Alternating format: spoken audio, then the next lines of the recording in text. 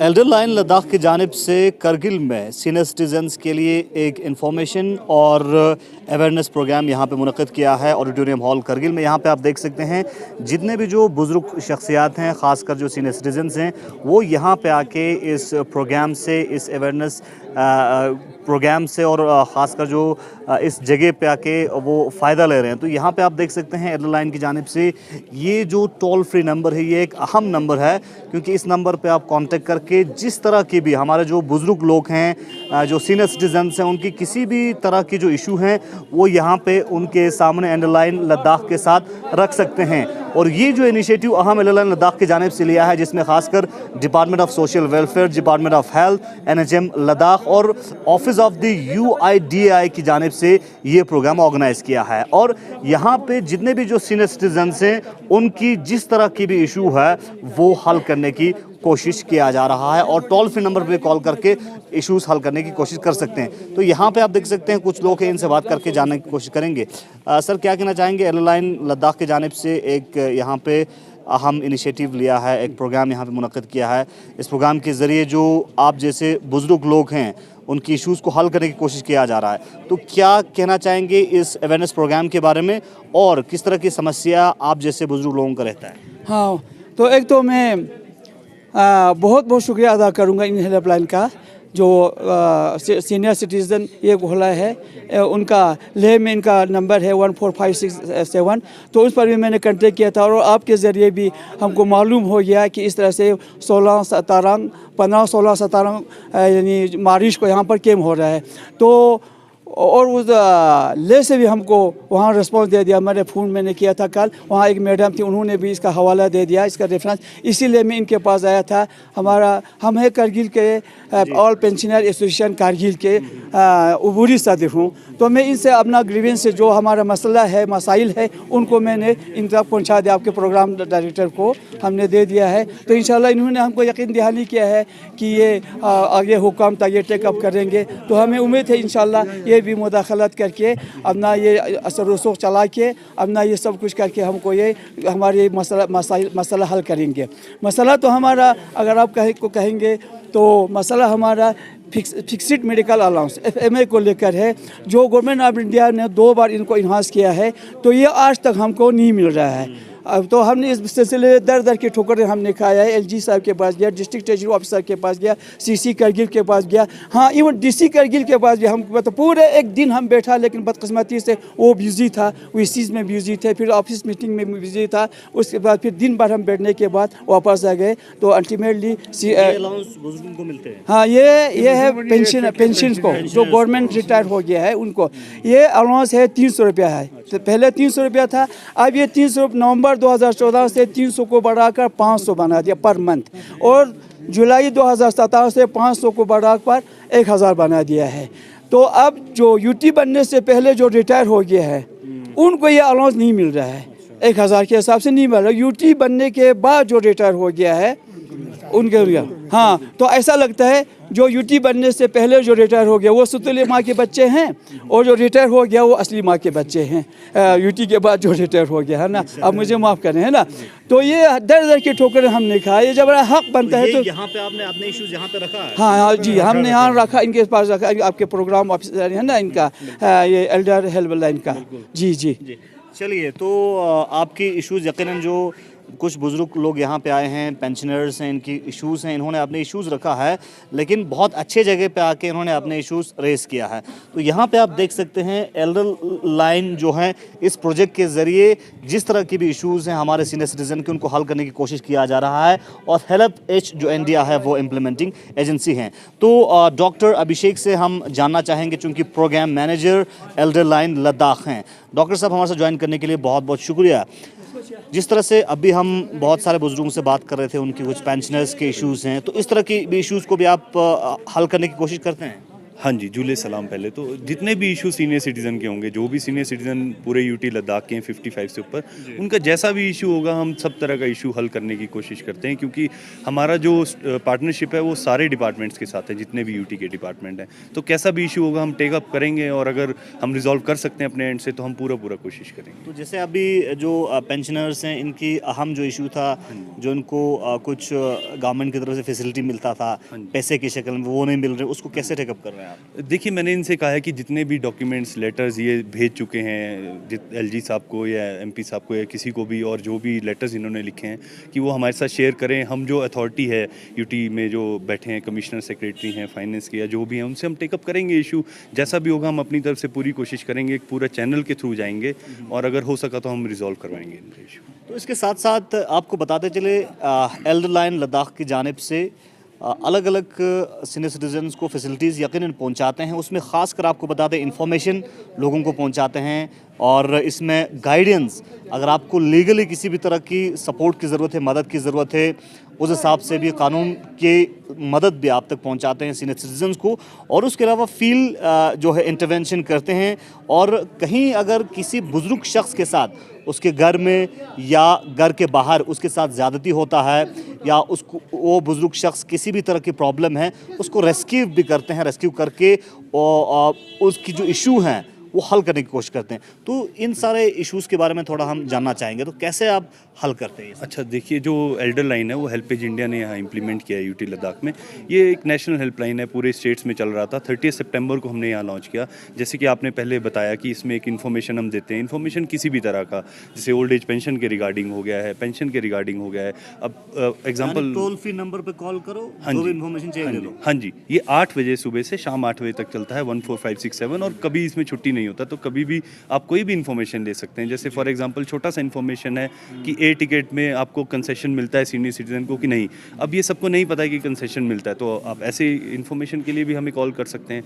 दूसरा है गाइडेंस। अब जैसे जो डलसा है, डिस्ट्रिक्ट लीगल सर्विस अथॉरिटी, वो फ्री लीगल गाइडेंस प्रोवाइड करती है यूटी लद्दाख में सबको, लेकिन इसकी अवेयरनेस बहुत कम है, तो इसके लिए भी वो हमें कॉल कर सकते हैं किसी को लीगल गाइडेंस चाहिए होगा।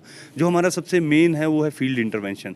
जैसे कोई डेस्टिट्यूट है, किसी को छोड़ दिया है फैमिली में, या कोई अकेला रहता है एल्डरली और वो नहीं रह पा रहा है, तो उसके लिए हमें कोई भी कॉल कर सकता है। हम उनके कंसेंट से उनको शिफ्ट करते हैं ओल्ड एज होम में। जैसे हमारा शे में एक ओल्ड एज होम है हेल्पेज इंडिया का, एसओएस है, महाबोधि है, तो कहीं भी जहाँ भी वो चाहें हम उनको शिफ्ट करते हैं। दूसरा, कभी अब्यूज़ होता है, फिजिकल या मेंटल अब्यूज़ फैमिली में, आउटसाइड फैमिली, तो जो भी लीगल इश्यूज़ हैं हम उसमें उनको कैटर करते हैं। और जो लास्ट है, जैसे गाइडेंस, किसी को कोई भी इमोशनल सपोर्ट की ज़रूरत चाहिए हो, काउंसलर्स हमारे पास हैं, तो कॉल कर सकते हैं वो। तो ये 3-4। चलिए, बहुत बहुत शुक्रिया। Doctor Abhishek, programme manager elder line Ladakh, हमारे साथ बात कर रहे थे। तो यहाँ पे हम आपको दिखाते चले, एल्डर लाइन लद्दाख की जानिब से ये इनिशिएटिव लिया है, और social and tribal welfare Ladakh, department of health, NHM, office of UIDAI की जानिब से इस प्रोग्राम को मदद करे। तो यहाँ पे आप देख सकते हैं, डिस्ट्रिक्ट सोशल और ट्राइबल वेलफेयर डिपार्टमेंट की जानिब से भी एक स्टॉल लगा है, और सोशल डिपार्टमेंट में जिस तरह के भी इशू जो हमारे बुजुर्ग लोगों का होता है उसको भी हल करने की कोशिश किया जा रहा है। मैम, किस तरह की फैसिलिटीज़ आप इस स्टॉल के ज़रिए बुजुर्ग शख्स, हमारे शख्सियात सीनियर सिटीजन को पहुंचा रहे हैं? ngachas har waqt jo ko bulag yanu ngachang bulag level ka kem tang maju kem tang se ngachas har jaga awareness tang se ngachas faram ko beniut dare ngachang di helpline panis di ka ngachang sital tong zabana ngachang sital tang mausin agar ka to su ka to maldan ma ka to ne pension khol ngachas faram ga kasmi faram por gosha na ngachas faram kasum sikim kaji faram puriot daksan su pa ngachang faram nisum chi ngachang di ka ngachas issue son se enjo baqi yang su ka to ne ka ngachang di ka tayar चलिए, बहुत बहुत शुक्रिया। तो तिलनिस भाई, आपसे जानना चाहेंगे, क्योंकि आप जनरली एयरलाइन लद्दाख के साथ जुड़ा है और फील्ड में आप रहते हैं, तो क्या आप लोगों का कोशिश रहता है, जब पहला क्या कोशिश रहता है प्रायोरिटी बेसिस पे? सबसे पहले हमारा ये कोशिश रहता है कि जितने भी बुज़ुर्ग है या जितने भी जनरल पब्लिक है, तो बहुत सारे गवर्नमेंट का स्कीम्स है वो गवर्नमेंट तक पहुंचाना। तो गवर्नमेंट ऑफ इंडिया ने जो बहुत अच्छा इनिशिएटिव लिया, जो हम टोल फ्री नंबर के ज़रिए हम हमारे तक पहुंचा रहे हैं, हम आगे भी पहुंचा रहे हैं। तो नहीं तो क्या होता है कि जैसे देखा जाए तो डिपार्टमेंट ऑफ सोशल सर्विस में बहुत सारे स्कीम्स होते हैं, तो अवेयर नहीं होता, और एज क्राइटेरिया बहुत सारे को जानकारी नहीं होता है कि क्या एज क्राइटेरिया है, प्रोसीजर क्या है। और हेल्थ में देखा जाए, हेल्थ में भी बहुत सारा स्कीम्स है गवर्नमेंट ऑफ इंडिया ने प्रोवाइड किया है। अभी देखा जाए तो हम गोल्डन कार्ड, आयुष्मान भारत और हेल्थ आईडी, अभी और एक एनएचएम ने आभा बोल के एक यूनिक आईडी भी किया है। तो उन सब के बारे में जानकारी हम लोगों को देता है। हम यही कोशिश रहता है कि ज़्यादातर लोगों को ये बेनिफिट अवेल हो, ये लोगों तक पहुंचाए, ये हमारा कोशिश रहता है। चलिए, बहुत बहुत शुक्रिया। तो एयरलाइन के टीम मेंबर्स लगातार हमारे साथ बात कर रहे थे। और उसके अलावा अगर किसी को जिस तरह से गोल्डन कार्ड की बात करें, आयुष्मान जो कार्ड हैं वो भी यहाँ पे बनाने के लिए स्टॉल यहाँ पे लगा हुआ है। तो जो बुज़ुर्ग लोग हैं, सीनियर सिटीजन्स हैं, बच्चे हैं, वो एयरलाइन के इस अवेयरनेस प्रोग्राम में आके, इस वर्कशॉप में आके, यहाँ पे आके अपना गोल्डन कार्ड और बाकी जो चीज़ें हैं वो भी बना सकते हैं। तो फिलहाल बने रहे गुलिस्तान में पर्पल के अपडेट्स के लिए। अगर लद्दाख के अंदर, खासकर करगिल में, किसी भी सीनियर सिटीजन को, किसी भी बुज़ुर्ग शख्सियत को किसी भी तरह की प्रॉब्लम है, आप इस टोल फ्री नंबर पर कॉल करके अपने इश्यूज़, अपनी मुश्किलात रख सकते हैं। टोल फ्री नंबर है 14567। और जब आप अपने इश्यूज़ एयरलाइन लद्दाख तक पहुंचाएंगे तो उनकी तरफ से किसी भी तरह की मदद जो है हमारे बुजुर्ग शख्सियत लोगों को, सीनियर सिटीजन्स को पहुंचाने की कोशिश किया जाएगा। बने रहे गुलिस्तान के साथ पल के अपडेट्स के लिए। साबिरी के साथ मोहम्मद साहब। जाफर अली, गवर्नमेंट एचएस मुश्ताक साहब, हमारे यहाँ पे जितने भी zonal education officers, principles, teacher, हमारे प्राइवेट स्कूल के प्रिंसिपल। देखिए, जो आज का जो इवेंट था आपका, हमारा जो हमारे मेरिटोरियस स्टूडेंट्स थे, हमारे क्लास 10th और क्लास 12th के, उनके लिए हमारे जो काउंसिल सब्सिडी कंपोनेंट है उसमें से हमने आज यहाँ पे लैपटॉप डिस्ट्रीब्यूशन किया है। लैपटॉप डिस्ट्रीब्यूशन जो टोटल कास्ट ऑफ द ये है आपका लैपटॉप का, उसका 75% हम बियर कर रहे हैं और 25% जो है जो स्टूडेंट्स है वो बियर कर रहे हैं। तो इसमें हमने जो हमारे एजुकेशन 7 जोन है हमारे डिस्ट्रिक्ट में, उस 7 जोन को हमने 10th के फर्स्ट 3, फर्स्ट सेकंड थर्ड और 12th के फर्स्ट सेकंड थर्ड, और इसी तरह से हमने इसमें गवर्नमेंट और प्राइवेट दोनों को इंक्लूड किया है। तो हमने पूरे 7 जोन के जो हमारे मेरिटोरियस स्टूडेंट्स हैं क्लास 10th और 12th बोर्ड के, उनको यहाँ पे ये जो लैपटॉप जो हमने डिस्ट्रीब्यूट किया है, इसका पर्पस ये है कि जो हमारे सब्सिडी कंपोनेंट में जो पैसा आता है उसमें हमारी कोशिश ये रहेगी कि ज़्यादा से ज़्यादा फोकस हम एजुकेशन डिपार्टमेंट या एजुकेशन सेक्टर में करें। तो उसमें एक चीज़ ये उभर के आया कि जो हमारे स्टूडेंट्स हैं जो 10th और 12th के जाने के बाद एक जो ऑनलाइन क्लासेस अभी चलते हैं, उनके लिए लैपटॉप जो है अभी एक नेसेसिटी बन गया है। तो इसलिए हमने ये रखा कि क्यों ना हम इस साल मेरिटोरियस स्टूडेंट से शुरू करें, लेकिन इंशाल्लाह आने वाले सालों में हमारी ये कोशिश रहेगी कि जो हमारे बीपीएल स्टूडेंट्स हैं उनके लिए भी हम इंक्लूड करेंगे नेक्स्ट ईयर से, ताकि इसका फ़ायदा मैक्सिमम बच्चों को मिले। इसी तरह से सब्सिडी कंपोनेंट में आपने देखा होगा इस साल जो हमारे स्टाफ सिलेक्शन कमीशन के जो एस्पिरेंट्स थे आपके, जो अपीयर हुए थे, उनके लिए यहाँ पे हमने 3 महीने के लिए फ्री कोचिंग क्लासेस भी चलाए। उसके अलावा हमने लास्ट ईयर आपने देखा होगा विंटर कोचिंग क्लास जो चलाया था, वो भी इसी सब्सिडी कंपोनेंट में से था।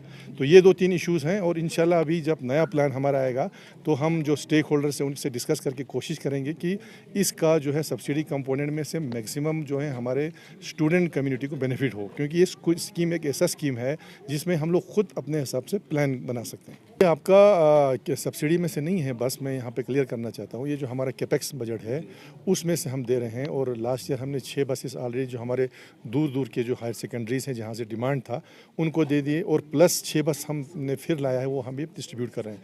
लेकिन उसमें एक इशू हमें ये आ रहा है, जैसे उसका मेंटेनेंस है, जैसे फ्यूल कॉस्ट है, जैसे ड्राइवर का आपका जो ऑनरियम वगैरह देना है, उसमें अभी तक तो हमारा जो स्कूल फंड है या उसमें से प्रोवाइड कर रहे हैं या बच्चों से कुछ कंट्रीब्यूशन कर रहे हैं। तो हमारी ये कोशिश रहेगी, क्योंकि हम ये कैपेक्स में से नहीं दे सकते हैं क्योंकि ये रेवेन्यू कंपोनेंट का एक हिस्सा है। तो हमारी ये कोशिश रहेगी कि नेक्स्ट में जो रेवेन्यू कंपोनेंट जो हमारे डायरेक्टेड स्कूल एजुकेशन के पास जाता है, उसमें हम यूटी एडमिनिस्ट्रेशन से बात करके ये कोशिश करेंगे कि वो वहाँ से कुछ अमाउंट इनको यहाँ पे दे दें, ताकि जो बच्चों पे पड़ रहा है वो उसमें थोड़ा सा कमी हो। सर, जिस तरह से आपने अटैचमेंट को लेके बात की आज के प्रोग्राम में, जिसमें टीचर्स के साथ साथ नॉन टीचिंग स्टाफ और जनरल एम्प्लॉयज़ की भी अटैचमेंट का एक इशू रहा है, तो इसको लेके आप क्या कहेंगे? अभी जो रिसेंट जो इशू उठा था उसके बाद से कितना काउंसिल ने इसके ऊपर काम किया? देखिए, मैंने पहले ही वो दिन बताया था, बल्कि आपके साथ ही इंटरव्यू के दौरान, कि उसमें अटैचमेंट के 2 चीज़ हैं आपका।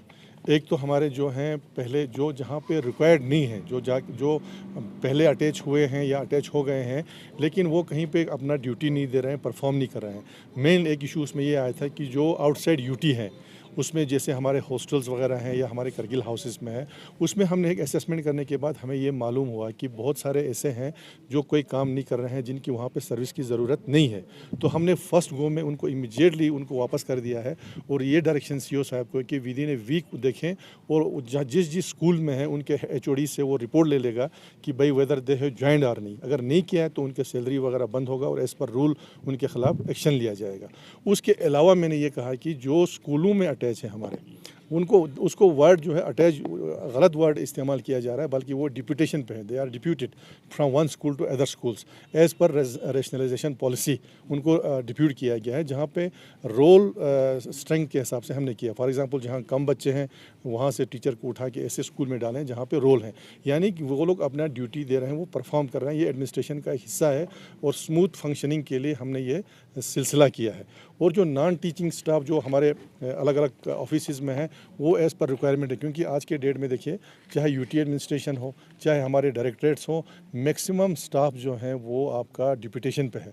क्योंकि हम इमीडिएटली उनको रिक्रूट नहीं कर सकते हैं, बल्कि हमें काम चलाना है। तो एक सिस्टम ये है। बाकी हमने पहले भी आपको कहा है कि जो स्कूल्स में है उनको डिस्टर्ब नहीं किया जाएगा। जो अदर ऑर्गेनाइजेशन में काम करते हैं या जो आउटसाइड यूटी है उनके लिए एक ऑर्डर हुआ है और उनको इमीडिएटली उस पर इम्प्लीमेंट किया जाएगा। सर, मैं 5 साल में पहली बार आज आपके त्यौहार देखे हमने, बहुत ही खतरनाक थे एजुकेशन को लेकर, तो इस पे हम किस तरह से देखेंगे? नहीं, हमारा तो 5 साल में नहीं, बल्कि मैं तो जब से आया हूँ तब से हमने एजुकेशन सिस्टम को सुधारने के लिए मैंने आज इनको डायरेक्शन भी दिया है कि आप लोग ये असेस करो कि पिछले 5 साल से पहले हमारे स्कूलों की हालत क्या था, सिस्टम क्या था और 5 साल में क्या हुआ है। इंशाल्लाह वो भी डॉक्यूमेंट जो है हम अभी बहुत जल्दी से एक दो महीने के अंदर सामने लाएंगे, ताकि ये देखें हमारे अवाम ये जाने कि गवर्नमेंट स्कूल में अभी कितना सुधार आया है, चाहे वो इंफ्रास्ट्रक्चर हो, चाहे हमारे लैब्स हों, चाहे लेबॉर्ट्रीज़ हों, चाहे ट्रांसपोर्टेशन हो, ये सारे, और चाहे ट्रेनिंग का सिलसिला हो, वो सारा चीज़ें इंशाल्लाह बहुत जल्दी आपके सामने आएगा कि कितने पिछले 5 साल में। और अभी आपने एक डाटा देखा होगा जिसमें ये दिखाया गया है कि हर साल गवर्नमेंट स्कूल में हमारा इनरोलमेंट बढ़ते जा रहा है और आज के डेट में मोर देन 18,800 से ज़्यादा बच्चे हमारे गवर्नमेंट स्कूल्स में है। इंशाल्लाह नया जब फिगर आएगा तो 20,000 से ज़्यादा बच्चे हमारे गवर्नमेंट स्कूल में है। तो इससे ही ये एक इंडिकेशन है कि हमारे गवर्नमेंट स्कूल जो है किस बेहतरी की तरफ जा रहा है। Thank you sir. बहुत बहुत मुबारक आपको। और आप उनके स्टूडेंट्स और जो उनके वालिदैन, ऑलमोस्ट हमने एडवर्टीजमेंट निकाल के उसका भी हम कर रहे हैं, उसका फाइनल लिस्ट बनने में आ गया। तो जो आउटसोर्सिंग में लास्ट ईयर भी हमने किया था ऑलमोस्ट 110 की। इसके बाद हम